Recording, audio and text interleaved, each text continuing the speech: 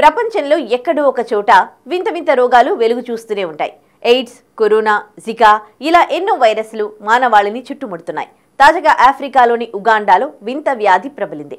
దీని పేరు డింగా డింగా ఫీవర్. స్థానిక భాషలో డింగా డింగా అంటే కదులుతూ నృత్యం చేయడం అని అర్థం. పేరుకు తగ్గట్టే ఇది సోకిన వారు అదే పనిగా వణుకుతూ ఉంటారు. వణుకు కారణంగా వ్యాధి బారిన పడిన వ్యక్తి నడవడానికి కూడా ఇబ్బంది పడతాడు. వీరిని దూరం నుంచి చూస్తే బాధితులు డాన్స్ చేస్తున్నట్లు కనిపిస్తుంది. కాళ్ళు చేతులు అదే పనిగా వణకటం వల్ల చూసేవారికి డాన్స్ చేస్తున్నట్టు కనిపిస్తారు. ఈ వ్యాధి ఇప్పుడు ఉగాండా వాసులను, ప్రజలను టెన్షన్ పెడుతోంది. బుండిబుగ్యో జిల్లాలో ఈ వ్యాధి వేగంగా విస్తరిస్తోంది. ఈ వ్యాధి ప్రధానంగా మహిళలు, బాలికల్లోనే ఎక్కువగా వ్యాప్తి చెందడం స్థానికులను, అధికారులను కలవరపెడుతోంది.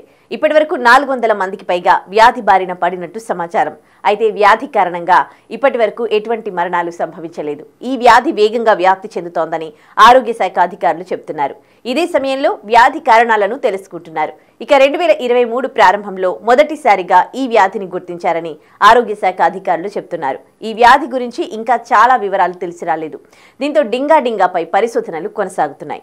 ఇక తదుపరి విశ్లేషణ కోసం శాంపిల్స్ ని ఉగాండా ఆరోగ్య మంత్రిత్వ శాఖకు పంపారు.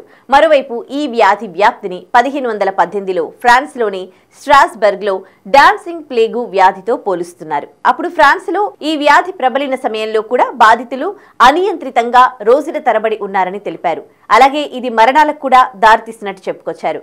డింగా డింగా బాధితులకు జ్వరం, తలనొప్పి, దగ్గు, ముక్కు కారడం, బాడీ పెయిన్స్ ఉంటాయి.